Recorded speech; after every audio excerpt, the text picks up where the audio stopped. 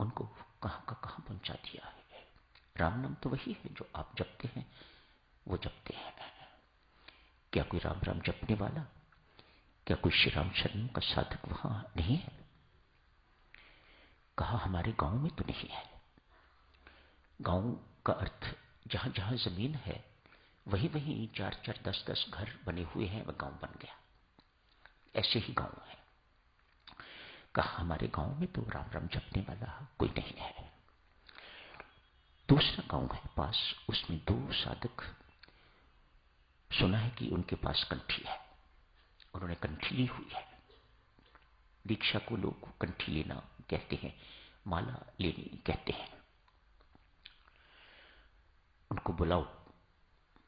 आनंद ने कहा उनको बुलाओ, उनकी पिटाई करो। तुम्हारे 2 के होते हुए यदि वहां सूखा पड़ गया है तो इसका अर्थ यह है कि उन्होंने माला का निरादर किया है। उन्होंने राम राम ठीक ढंग से नहीं जपा है, उचित मात्रा में नहीं जपा है। नहीं तो जहां राम राम जपा जाता है वहां सूखा पड़े, ये बड़ी शर्मिंदगी की बात है, ये संभव ही नहीं है। उनकी पिटाई करो जाके, बिना पूछे करो। उनको बुलाओ और बुला के उन दोनों की पिटाई, जूतियां लगाओ उनके सिर पर, पीठ पर। तुम्हारे होते हुए ऐसा कभी नहीं हो सकता। जो कुछ साधुजन कल रत्नाकर के साथ हुआ वे वहां सामूहिक ढंग से हुआ है। रत्नाकर भी वैसा ही था जैसा झाबुआ के लोग थे। कहानी इस प्रकार की चलती है साधुजन। हिमालय की दिव्य भूमि पर देवऋषि नारद, महर्षि वशिष्ठ, महर्षि विश्वामित्र, अनेक अन्य ऋषि मुनि, देवी देवता विराजमान है। चर्चा हो रही है भक्ति ही सर्वोपरि है, भक्ति ही सर्वसर्वा है। बिन भक्ति के किसी को भी संपूर्ण शांति व पूर्ण तृप्ति प्राप्त नहीं हो सकती। भक्ति समागम हो रहा है, वहां पर ये चर्चा चल रही है। ये निर्णय देवऋषि नारद ने दे दिया है, निष्कर्ष सार दे दिया है। सूचना मिलती है ऊर्ध्व लोकों से, दिव्य लोकों से कोई दिव्य मूर्ति आ रही है। देखा तो महर्षि वाल्मीकि, प्रसन्नता का कोई ठिकाना न रहा। भक्ति समागम में महर्षि वाल्मीकि का आगमन बहुत शुभ माना गया। आदर सत्कार हुआ। देवऋषि नारद ने स्वयं अभिनंदन किया। महर्षि ने भी गुरु महाराज को चरण वंदना, साष्टांग दंडवत प्रणाम किया। शेष ऋषि मुनियों से भी राम राम हुई, नमस्कार प्रणाम हुए। महर्षि वाल्मीकि विराजमान हो गए हैं। देवऋषि नारद नारद भक्ति सूत्र के रचयिता, नारद भक्ति सूत्र की चर्चा कर रहे थे। आज महर्षि वाल्मीकि के आगमन पर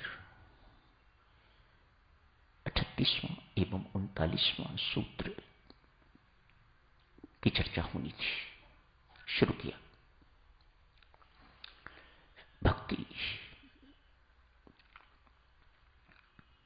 की प्राप्ति मुख्यतः महापुरुष के संग से। 38वां और 39वां सूत्र नारद भक्ति सूत्र का भक्ति की प्राप्ति मुख्यतः किसी महापुरुष के संग से। महापुरुष दुर्लभ, सब सूत्र के अंतर्गत। यदि मिलते हैं तो पहचानना मुश्किल, यदि मिल जाए, पहचान लिया जाए तो उनका संग अमोघ। इसके साथ ही दोनों सूत्र समाप्त होते हैं। छोटे छोटे सूत्र होते हैं, ये लंबे लंबे श्लोक जैसे रामचरितमानस में, वाल्मीकि रामायण में ऐसे नहीं। सूत्र उन्हें कहते हैं, छोटे छोटे ऐसे वाक्य जो सारगर्भित हों, उन्हें सूत्र कहा जाता है। महर्षि वाल्मीकि ने ये दोनों सूत्र सुने और खो गए। अपना सब कुछ बीता हुआ याद आ गया। किस प्रकार से महापुरुष के संग ने मेरे जीवन में रूपांतरण ला दिया। कल का रत्न कर आज महर्षि वाल्मीकि बन गया। क्या हुआ इसके साथ? इन विचारों में खोए हुए देखकर देवऋषि नारद ने महर्षि वाल्मीकि से प्रार्थना की, महर्षि मेहरबानी करके आज के इन सूत्रों की व्याख्या आप ही कीजिए।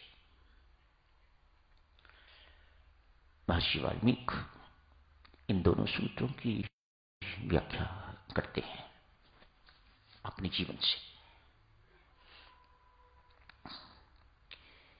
मेरा जीवन दुष्कर्मी जीवन था। अनेक वर्ष तक दुष्कर्म हुए। अपने श्रीमुख से ये बात बता रहे हैं, कह रहे हैं।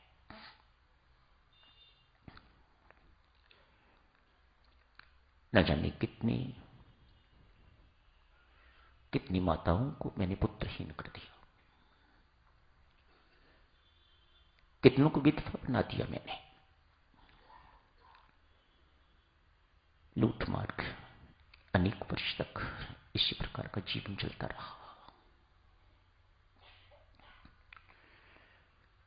परमेश्वर की कृपा हुई, अहेतु की कृपा, लिखते हैं अहेतु की कृपा हुई, अकारण कृपा हुई। मेरे किसी कर्म का फल नहीं। कर्म तो मेरे जैसे मैंने अभी कहे हैं आपसे, मेरे कर्मों का फल नहीं। ईश्वर की अहेतु की कृपा हुई मेरे ऊपर, अकारण कृपा हुई। देवर्षि नारद का आगमन हुआ मेरे जीवन में, मैंने पहचाना नहीं।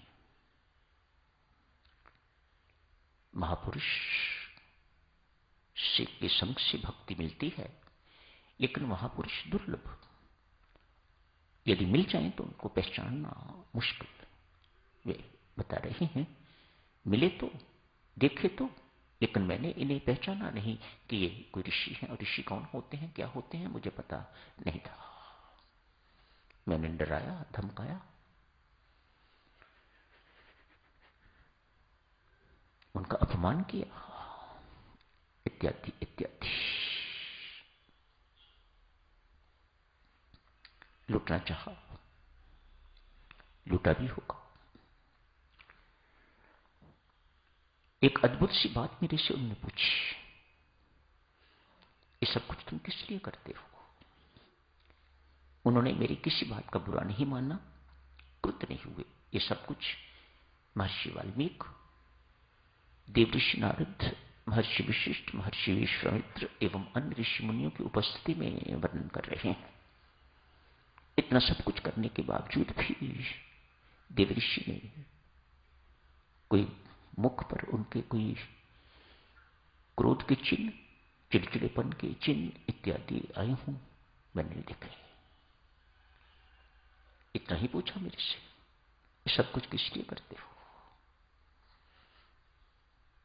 कि जिनके लिए करते हो वह तेरे इन कुकर्मों के फल का भोग भी भोगेंगे तेरे साथ। क्या भागीदारी होंगे, क्या भागी होंगे वो? हाँ हाँ, क्यों नहीं? ऐसे नहीं, देवऋषि ने कहा, पूछ के बता।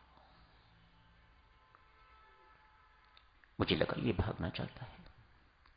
मैंने इन्हें एक पेड़ से बांध दिया और बांध के मैं घर पूछने के लिए चला गया।